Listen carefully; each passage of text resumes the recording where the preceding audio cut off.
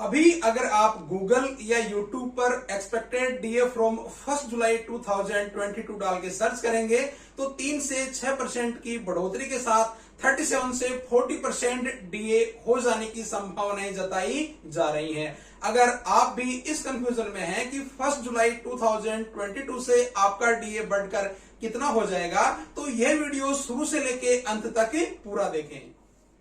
नमस्कार, आप देख रहे हैं सीपीके कॉर्नर और मैं हूं आपका दोस्त सीपी कोचोर। इस वीडियो में हम नवीनतम आंकड़ों के आधार पर यह देखेंगे कि 1 जुलाई 2022 से आपका डीए बढ़कर कितना हो जाने वाला है। इस वीडियो में हम देखेंगे कि AICPIN क्या होता है, जिसके आधार पर डीए डिसाइड होता है, डीए का कैलकुलेशन किस तरह से होता है। विभिन्न परिस्थितियों को ध्यान में रख करके देखेंगे कि 1 जुलाई 2022 से केंद्रीय कर्मचारियों का डीए बढ़कर कितना हो जाएगा, और सबके अंत में यह भी देखेंगे कि बढ़ा हुआ डीए कर्मचारियों को कब से मिलने लगेगा। तो वीडियो को पूरा ध्यान से देखें और बने रहिए सीपीके कॉर्नर के साथ। और हाँ, अगर आपने सीपीके कॉर्नर अभी तक भी सब्सक्राइब नहीं किया है, जल्दी से कर लीजिए ताकि सीधी और सरल भाषा में फैक्ट के साथ वीडियो सबसे पहले पहुंचे आपके पास। आइए मिलकर शुरू करते हैं।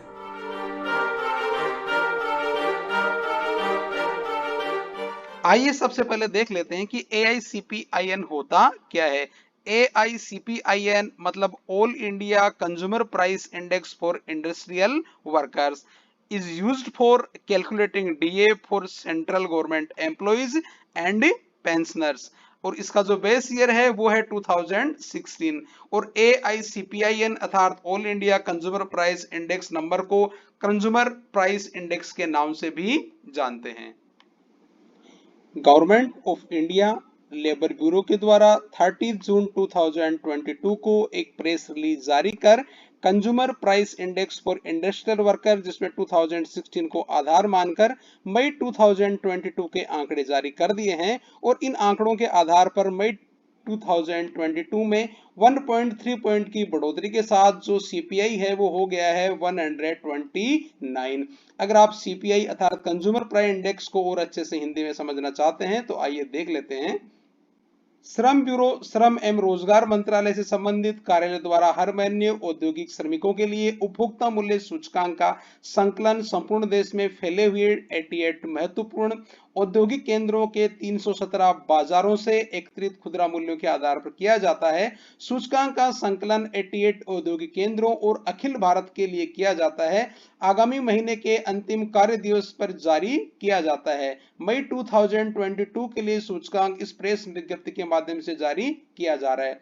अर्थात जो मई 2022 का सीपीआई है वो कब जारी हुआ है, 30 जून 2022 को। और जो जून महीने का होगा वो कब होगा, वो होगा 30 जुलाई 2022 को।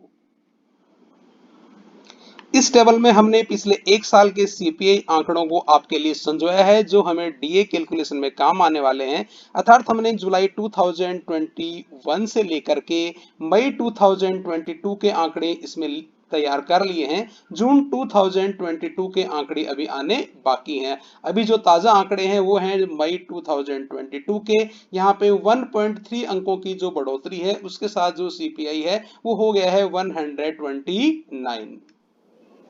आइए अब देख लेते हैं कि डीए का कैलकुलेशन किस तरह से होता है। आइए इसके लिए स्टेप्स फॉर डीए कैलकुलेशन देख लेते हैं।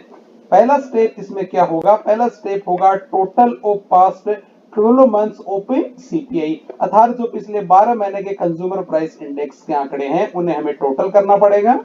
आइए स्टेप 2 देख लेते हैं। इसमें हमें निकालना होगा average of past 12 month of CPI. और ये हम कैसे निकालेंगे, अभी हमने जो टोटल किया है 12 मंथ की सीपीआई का, उसको हम डिवाइड कर देंगे, किससे कर देंगे, 12 से, और इस प्रकार हमारा एवरेज आ जाएगा। आइए पॉइंट 3 देख लेते हैं, फॉर्मूला फॉर डीए कैलकुलेशन। और ये फॉर्मूला क्या है, a माइनस 261.4, और इसे डिवाइड कर देंगे, किससे कर देंगे, 261.4 से, और जो रिजल्ट आएगा उसे 100 से मल्टीप्लाई कर देंगे। अब आप ये सोच रहे होंगे कि यहाँ पर a क्या है, तो ए यहाँ पर है एवरेज ऑफ 12 मंथ जो अभी हमने निकाला है, और उसको हमने मल्टीप्लाई किससे किया है 2.88 से, और ये 2.88 से मल्टीप्लाई 7 सीपीसी के नियमों के अनुसार यहाँ पे हो रहा है। और हमने जो ये 261.4 यहाँ पे लिखा है, ये भी 2016 अर्थात 7 पे कमीशन के बाद बेस लिया गया है।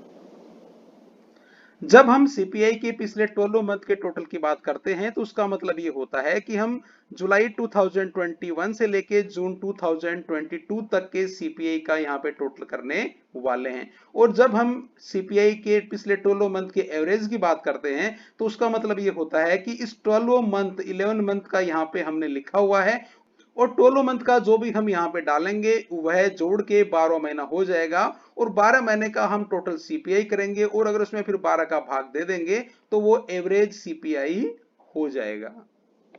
ये सिचुएशन ए है कि यदि कंज्यूमर प्राइस इंडेक्स मई 2022 की तरह ही जून 2022 में भी 129 ही रहे, अर्थात न कोई कमी और न ही कोई बढ़ोतरी हो, तो 1 जुलाई 2022 से डीए कितना हो जाएगा। आइए सिचुएशन ए पे नजर डाल लेते हैं। मान लीजिए जून 2022 में भी सीपीआई जो है अर्थात कंज्यूमर प्राइस इंडेक्स 129 ही रह जाए, अर्थात मई के बराबर ही रह जाए, अर्थात मई के बाद न कोई कमी हो और न ही कोई बढ़ोतरी हो, तो फिर कर्मचारियों को 1 जुलाई 2022 से कितना डीए मिलेगा। आइए सिचुएशन ए के लिए डीए कैलकुलेशन कर लेते हैं।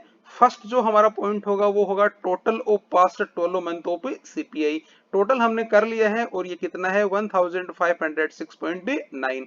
दूसरे पॉइंट में हमें निकालना होता है एवरेज, और एवरेज हमने 12 मंथ का निकाल लिया है, वो कितना है 125.58।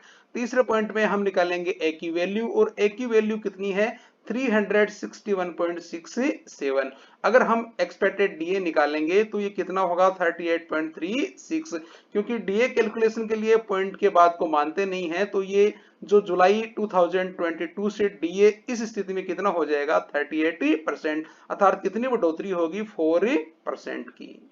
आइए सिचुएशन बी देख लेते हैं कि यदि सीपीआई मई 2022 के 129 की तुलना में 2 अंक गिरकर जून 2022 में 127 ही रह जाए, तो 1 जुलाई 2022 से डीए कितना होगा। अब आइए सिचुएशन बी पे नजर डाल लेते हैं कि मान लीजिए जून 2022 में कंज्यूमर प्राइस इंडेक्स है जो 2 अंकों की कमी के साथ 127 रह जाए, अर्थात मई में जो 129 था वो 2 अंक नीचे होकर के अर्थात 2 अंक घटकर 127 ही रह जाए, तो इस स्थिति में कर्मचारियों को 1 जुलाई 2022 से कितना डीए मिलने वाला है। तो आइए सिचुएशन बी के लिए डीए का कैलकुलेशन कर लेते हैं। पहला पॉइंट हमारा वही total of past of 12 month of CPI, और ये कितना हो जाएगा 1504.9। दूसरे पॉइंट में हमें एवरेज निकालनी होती है, और पास्ट 12 मंथ की जो एवरेज होगी वो कितनी होगी 125.40। तीसरे पॉइंट में हम निकालेंगे ए की वैल्यू, और ए की वैल्यू कितनी होगी ये होगी 361.15। आइए डीए कैलकुलेशन कर लेते हैं, और डीए कितना हो जाएगा 38.15। पॉइंट के बाद को हम डीए कैलकुलेशन के लिए काउंट नहीं करेंगे, तो डीए 1 जुलाई 2022 से कितना हो जाएगा 38%, अर्थात 4% इंक्रीज होगा इस सिचुएशन में भी डीए। आइए अब सिचुएशन सी देख लेते हैं कि यदि कंज्यूमर प्राइस इंडेक्स मई 2022 के 129 की तुलना में जून 2022 में 5 पॉइंट की लंबी छलांग के बाद 134 हो जाए, तो 1 जुलाई 2022 से डीए कितना होगा।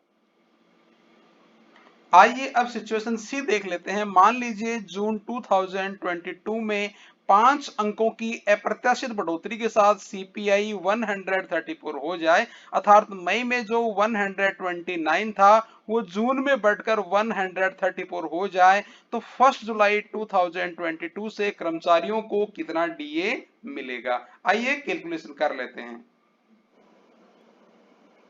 आइए अब देख लेते हैं कि सिचुएशन सी में डीए कितना होगा।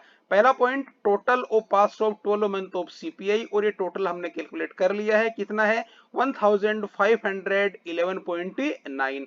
दूसरे पॉइंट में हम निकालते हैं एवरेज ऑफ सीपीआई पिछले 12 मंथ का, और एवरेज हमने निकाल लिया है, कितना आया है, ये हुआ है 125.99।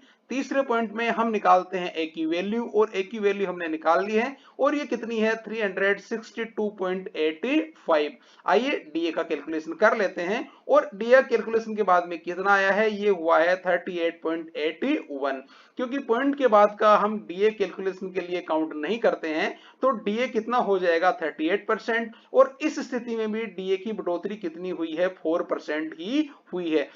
अर्थात अगर सीपीआई 5 अंकों की छलांग के बाद भी डीए का कैलकुलेशन करें तो ये होगा 38% ही होगा, अर्थात डीए में बढ़ोतरी कितनी रहेगी, इस स्थिति में भी 4% ही रहेगी। इस प्रकार हमने 3 अलग अलग स्थितियों को ध्यान में रखकर डीए का कैलकुलेशन किया है। तो 1 जुलाई 2022 से केंद्रीय कर्मचारियों का डीए 4% बढ़कर 38% होने वाला है। आइए अब बात कर लेते हैं कि बढ़ा हुआ यह डीए केंद्रीय कर्मचारियों को कब से मिलने लगेगा। तो संभावना यही है कि कर्मचारियों के लिए केंद्र सरकार सितंबर में यह घोषणा करेगी, और अक्टूबर माह से केंद्रीय कर्मचारियों और पेंशनर्स को यह बढ़ा हुआ डीए मिलने लगेगा। यह वीडियो आपको कैसा लगा? आपके सवाल, सलाह और सुझावों का सीपीके कॉर्नर को हमेशा इंतजार रहता है। अब इजाजत दीजिए, जल्द मिलेंगे एक नई वीडियो के साथ। अपना और अपनों का ख्याल रखें। जय